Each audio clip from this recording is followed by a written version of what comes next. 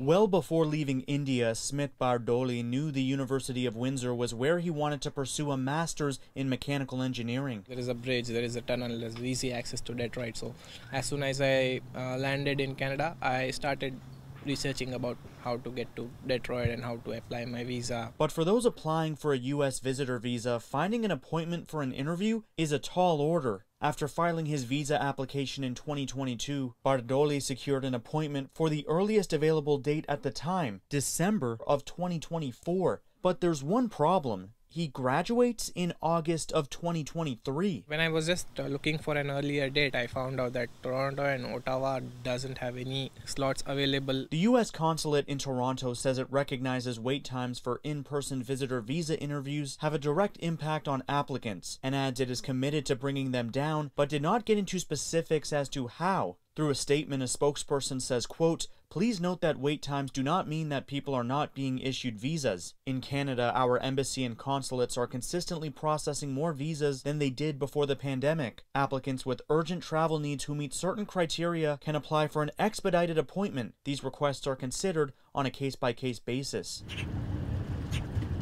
As for Bardoli, he says the inability to visit the U.S. not only jeopardizes losing out on networking opportunities, but prevents him from experiencing life as those in Windsor normally would. To secure an earlier interview, Bardoli says he's planning to fly to Vancouver to meet with the consulate there. Including the flight, stay, all the transit over there, everything, it costs almost $1,000. So it's like a lot of money to get a US visa, but it's also important because if we don't get it as early as possible, it's only going to get worse. Sanjay Maru, CTV News.